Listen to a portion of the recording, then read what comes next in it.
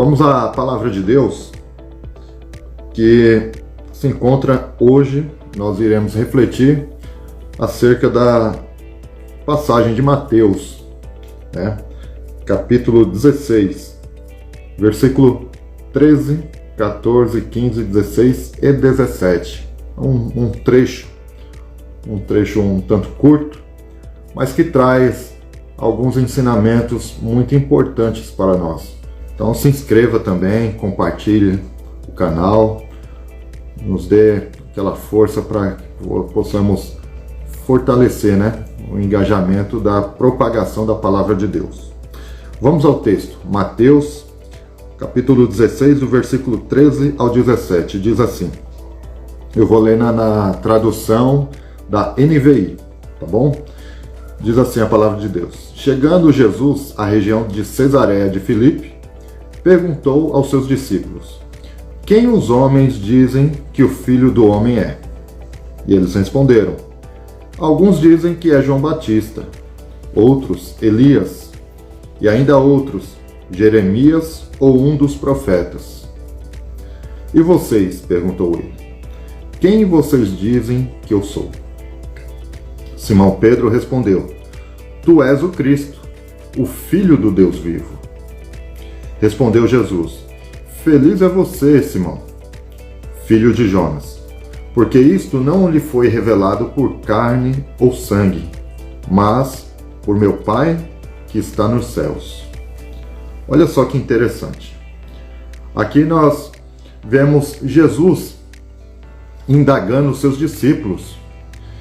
Jesus queria saber deles, que tinham contato com tantas pessoas assim como Jesus. E Jesus pergunta a eles, querendo saber o que as pessoas diziam a respeito dele para os discípulos. Jesus também queria saber o que se passava no entendimento dos discípulos acerca da sua pessoa. Nos tempos de Jesus, era um período em que as pessoas esperavam o Messias. Era um tempo onde muitas pessoas aguardavam a chegada do Messias, porque o Messias era alguém que viria para salvar a nação de Israel até então. E era muito falado pelos profetas do Antigo Testamento. No entanto, houve um período ali de aproximadamente 400 anos em que Deus não se revelava ao povo por meio dos profetas. Então houve um silêncio ali da parte de Deus com o povo de Israel, onde não foi levantado nenhum tipo de profeta. Nenhum profeta falava em nome de Deus nesse período. E após esses 400 anos de silêncio, e é conhecido também como um período intertestamentário, onde tem aquela transição do Antigo Testamento para o Novo Testamento, depois desse período surge o profeta chamado João Batista.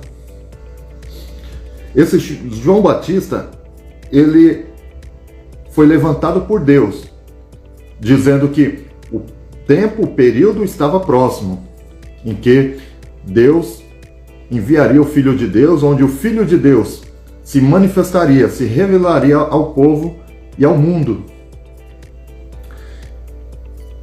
E é importante dizer que o que validava a palavra de Deus era quando o profeta dizia e as coisas aconteciam.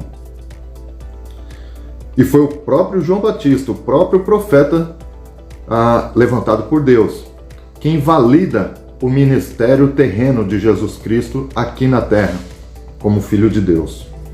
E isso está escrito lá em João capítulo 1, lá no Evangelho de João. Você que tem a sua Bíblia em casa, você abre lá nos Evangelhos, Mateus, Marcos, Lucas, João, capítulo 1, você abre lá no capítulo 1, ali no meio do capítulo, vai falar de João Batista, esse mesmo profeta que eu estou falando para vocês. ele reconhece Jesus como Filho de Deus. E é ele quem valida para a população: olha, esse aí é aquele quem eu havia dito que viria para salvar a humanidade. Naquele tempo, as pessoas tinham várias opiniões sobre quem era Jesus. Pouquíssimas pessoas reconheciam Jesus como Filho de Deus naquele tempo. Não só reconheciam, poucas pessoas reconheciam como Filho de Deus, como sendo também Senhor e Salvador da humanidade. A grande maioria das pessoas não viam em Jesus alguém que havia sido enviado pelo próprio Pai, que Deus havia enviado para salvar a humanidade. E isso a gente encontra lá em João, capítulo 14, Jesus falando sobre a relação dele com o Pai. Você lê ali capítulos 13, 14, 15, 16 e 17. É um bloco muito rico falando sobre a relação de Jesus como Filho e Deus como Pai, Deus Pai. E é importante a gente deixar bem claro que Jesus, ele é Deus. Jesus veio como Salvador, mas ele é Deus. Ele é o próprio Deus encarnado, enviado pelo Pai para se revelar à humanidade, para nos salvar da condenação do pecado. Se naquela época, naquele período, as pessoas estavam com diversas dúvidas e duvidando sobre a pessoa de Jesus Cristo, nos dias de hoje não é muito diferente. Nos dias de hoje acontece a mesma coisa. Poucas pessoas reconhecem Jesus como Filho de Deus, sendo o Senhor e Salvador da humanidade. A grande maioria das pessoas enxergam Jesus como um Jesus histórico, como um grande homem, um homem muito sábio, que viveu em um determinado período da humanidade, onde era divulgador de palavras sábias, uma pessoa que foi um grande mestre. Poucas pessoas enxergam Jesus como Senhor, Salvador, como aquele que pode curar as feridas, aquele que pode salvar qualquer pessoa em determinadas situações adversas que elas possam se encontrar. Infelizmente, a grande maioria querem usar o nome ou a pessoa de Jesus simplesmente como um amuleto da sorte, alguém que dá sorte para conquistar um determinado objetivo, ou até mesmo alguém que pode curar uma determinada doença quando não estiver mais contando com possibilidade nenhuma da medicina.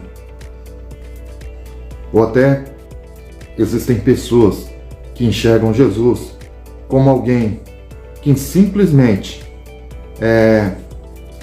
pode resolver algum problema muito difícil. Eu não estou dizendo que Jesus não pode fazer isso. Jesus pode fazer tudo isso e muito mais. No entanto, ele veio ao mundo para nos salvar, para salvar a humanidade da perdição, da separação de Deus, dessa separação que por conta do pecado, lá em Gênesis capítulo 3, Jesus veio para restaurar esse relacionamento com Deus. Ele não veio para ser, digamos assim, o gênio da lâmpada. E por que o gênio da lâmpada eu usei esse termo? Porque muitos de nós, muitas pessoas vão até ele, até Jesus, para fazer pedidos. A gente chega até ele e fazemos um pedido para ele, para que nós tenhamos a necessidade saciada, para que nós sejamos atendidos,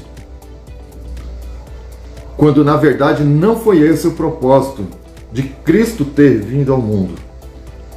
E é importante que a gente tenha consciência de quem Ele é, para que nós possamos desenvolver esse relacionamento que eu estou falando para você que nós precisamos. É necessário nós termos condições de entender quem é Jesus. Jesus veio ao mundo para que nós tenhamos salvação. E essa salvação só pode ser alcançada por meio dele, no nome dele. E para que tenhamos também um relacionamento diário e contínuo com ele. Infelizmente, em muitas ocasiões, não queremos abrir mão dos nossos próprios interesses. Muitas vezes, o seguir a Jesus, o reconhecer quem é Jesus nas nossas vidas, significa abrir mão dos nossos próprios interesses. E isso é um texto que explica um pouco sobre isso, está lá em Lucas, capítulo 14, no versículo 33. Lá diz assim, Jesus falando que aquele que não abrir mão de tudo quanto tem, de todos os seus próprios interesses, esse não pode ser seu discípulo. Então, se a gente quiser seguir a Jesus, a gente tem que reconhecer que os nossos próprios interesses são os últimos interesses a termos como prioridade de vida. É necessário que nós estejamos totalmente entregues a Jesus. E é necessário que nós possamos eliminar todo entendimento errado sobre Jesus. Nós precisamos olhar para Cristo como o Senhor e Salvador da humanidade, como aquele que pode nos resgatar, nos salvar de tudo aquilo que nos afasta de Deus. Jesus, como diz na palavra dele, é o Salvador da humanidade. Isso está em João, capítulo 3, versículo 16, onde diz que Deus enviou o seu Filho unigênito ao mundo para todo aquele que nele crê não pereça, ou seja, não seja perdido, não sofra condenação eterna, mas que receba a vida eterna. Jesus, ele também é alívio para aquele que está cansado. Está lá em Mateus, capítulo 11, entre os versículos 28 e 30, quando ele diz: vinde a mim, todos vocês que estão cansados e sobrecarregados. Quem sabe você está cansado e sobrecarregado. Vá até Cristo, recorra a Cristo. Esse cansaço, de repente, cansaço da mente, da alma, tantas coisas acontecendo ao mesmo tempo e você não consegue lidar com as situações, recorra a Cristo.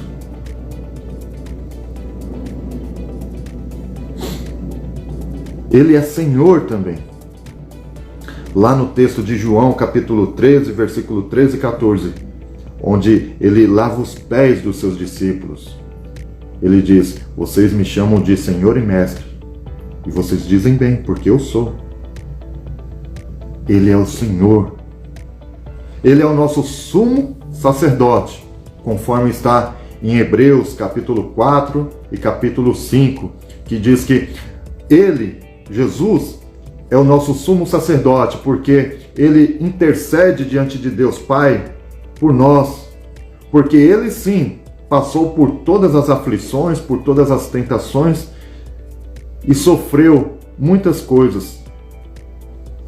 Então ele nos entende e reconhece a nossa realidade. Então, reconhecendo, ele intercede por nós diante de Deus Pai. E nós temos aqui conosco o Consolador, o Senhor Espírito Santo, que foi enviado por ele para que pudesse nos ensinar, nos ajudar, nos consolar em diversas situações. Assim como está também em João, capítulo 14, versículo 6, ele é o caminho, ou seja, o único caminho, a única verdade e a única pessoa em quem nós encontramos vida. E Jesus, no Evangelho de João, capítulo 8, versículo 36, lá está escrito que Jesus nos liberta das correntes do pecado, nos liberta de tantas situações. Então é necessário que nós tenhamos essa ideia e essa convicção de quem é Jesus. E Jesus tem muitos e muitos mais atributos. E Jesus é Deus. Jesus, ele é onisciente, ele sabe o que se passa em nossos pensamentos, as aflições que nos angustia, que passa e que mora em alguns momentos em nossos corações. Ele é onipresente, ou seja, ele está em todos os lugares ao mesmo tempo. Nesse momento, se você ter essa consciência de quem Jesus é e de onde ele está, ele pode estar aí do teu lado, consolando a sua aflição. E ele é onipotente, como diz lá nos últimos versículos do Evangelho de Mateus, que a ele foi dado todo o poder. Ele é todo poderoso. Cristo, ele tem diversos atributos. Atributos esses que poderíamos falar aqui, por sequências. Não tenha expectativas assim em Jesus como alguém somente que existiu na história da humanidade, como uma pessoa que foi muito influente na história da humanidade, como uma grande pessoa. Olhe para Jesus como o único que pode mudar e transformar a sua vida. Alguém que pode fazer o que ninguém mais pode, te dar salvação. Salvação essa que foi necessitada por conta do pecado que aconteceu lá em Gênesis capítulo 3, versículo 6. E é por isso que Jesus veio, para restaurar essa comunhão. E é importante que a gente olhe para Jesus e a gente saiba que nós precisamos dessa comunhão restaurada, de que Ele é o Filho de Deus, de que Ele é o libertador, de que Ele é quem pode nos dar o consolo, pode nos dar o alívio, de que Jesus foi enviado para restaurar essa comunhão, conforme também está escrito em Romanos capítulo 3, versículo 23 a 26, que Jesus veio para restaurar. Que essa semana você possa meditar nesse texto, nessa devocional que nós acabamos de compartilhar. Que você possa meditar sobre a pessoa de Jesus. Quem é Jesus? Quem é Jesus para você? Que Jesus possa ser alguém que possa se relacionar com você.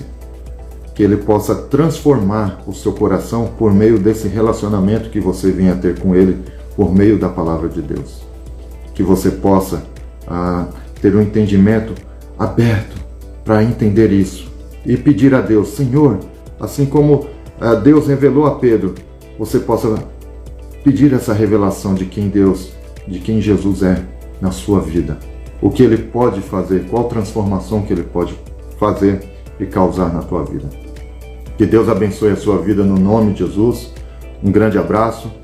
E eu quero pedir um favor.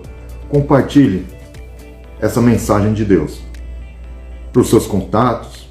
Compartilhe nas suas redes sociais, no seu WhatsApp, no grupo da família, no grupo da igreja. Deus abençoe a sua vida. Vá até a minha bio, acesse o meu canal no YouTube e compartilhe, se inscreva também. Se inscreva, ative o sininho e assista os vídeos, os conteúdos que estão lá no meu canal. Divulgue também, nos ajude aí no engajamento do canal para espalharmos a palavra de Deus. Que Deus abençoe ricamente a sua vida e a sua família, no nome de Jesus. Querendo Deus, semana que vem estaremos de volta com mais um devocional. se assim Deus nos permitir. Deus abençoe a sua semana, no nome de Jesus.